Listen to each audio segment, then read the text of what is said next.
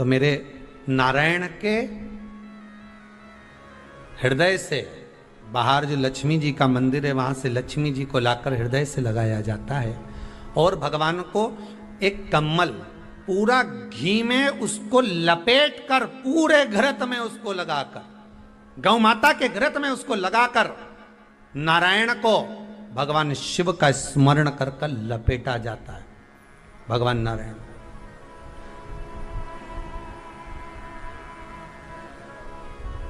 बद्रीनाथ बाबा के मंदिर में दिया घी से भर दिया जाता है, ताले लगा दिए जाते हैं, सब नीचे आ जाते हैं। जब अक्षय तृतीया के समय पर पट खोलते हैं बाबा का कम्मल घृत से जुड़ा हुआ वैसा कि वैसे ही घृत भरा हुआ,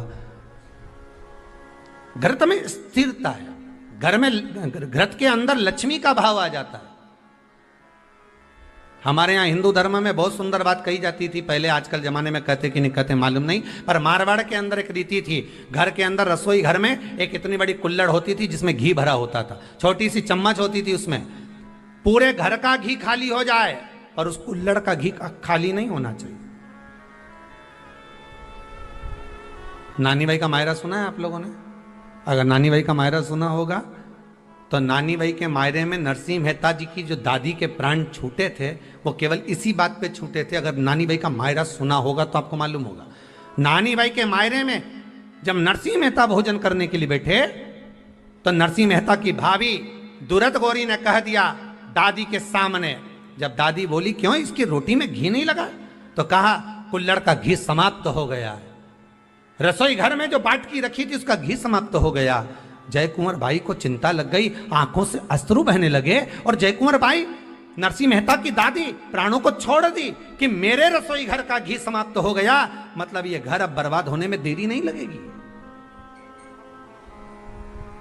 नानी भाई का मायरा कहता है दादी के प्राण छूट गए थे, नैनों से नीर बह रहा था, केवल जरा सा संवाद। शास्त्र कहता है घर के रसोई घर में जिस बाटकी से आप रोटी पर घी लगाते उसकी बाटकी में भले आधा चम्मच घी पड़ा पर पड़े रहना चाहिए, क्यों?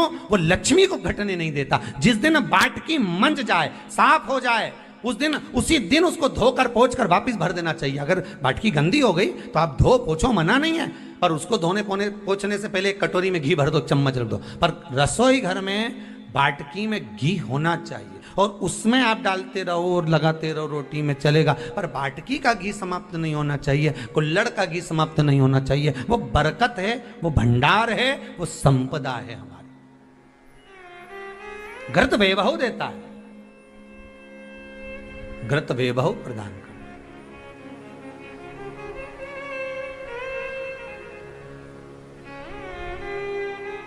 घृत वैभवता देता है। कितना सुंदर कहा है। शंकर भगवान के शिवलिंग पर घृत चढ़ाने के बाद आपने दही चढ़ाया शिव जी को, ठीक है, आपने दूध चढ़ाया, जल चढ़ाया, दही चढ़ाया, शहद चढ़ाया, शक्कर चढ़ाई, मिष्ठान चढ़ाया, जो भी आप शिव जी को चढ़ा रहे हो उसमें से केवल एक पदार्थ, एक वस्तु घी शंकर के शिवलिंग पर चढ़ाने के बाद में उसी शिवलिंग का घृत, जहां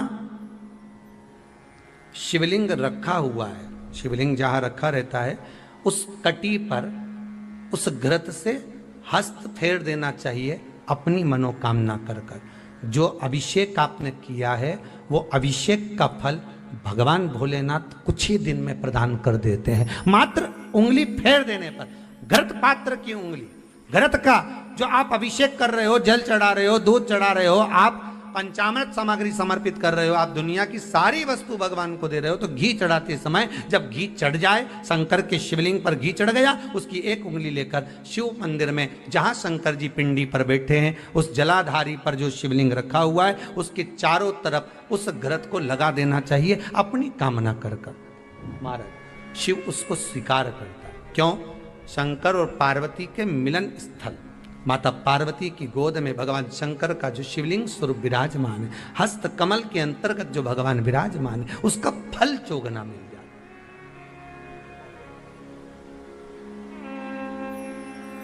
शक्तिपीठ नाम सुना है?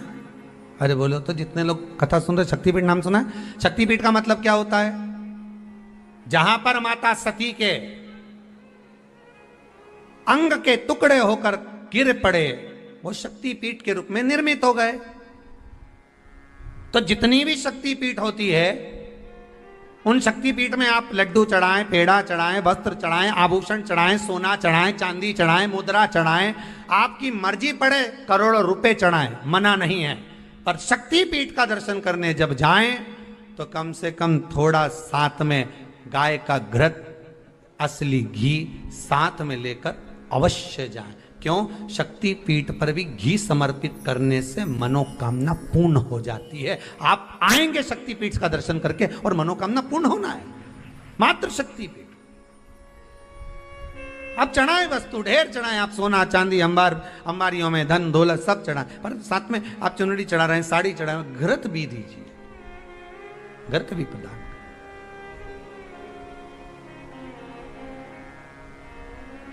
घृत का दान मूल है। धर्म पत्नी से संतान नहीं, औलाद नहीं, बड़े दुखी है, बड़े दुखी। अच्छा, संतान नहीं हो, किसी नारी की गोद अगर, स्त्री की गोद अगर खाली रह जाए तो भी दुख होता है उसको कि मेरे घर में औलाद नहीं, संतान नहीं।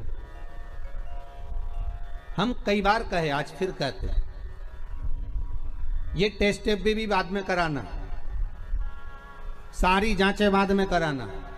एक बार शंकर का भजन कर कर देख लो। सब जगह से अगर हार जाओ और सारे रिपोर्ट आपकी आपने सब दूर दिखा ली, तो एक बार शंकर पर भरोसा कर कर तुमरुका जी का नाम लेकर सफेद आंकड़े की जड़ को शिव जी पे से रजस्वला धर्म के 7वें दिन 21 बार घुमा लो। नाम गोत्र बोलकर कमर में लाल धागे में बांध लो। पीपल के पत्ते शिव जी को चढ़ाओ, उठाकर लाओ। उस एक पत्ते को रात्रि को गाय के दूध में उकालो और उस दूध को दोनों पति पत्नी पियो। साथ रहिए, समय आएगा, बाबा चाहेगा तो 3 या 4 महीने में गर्भ ठहर ही जाएगा।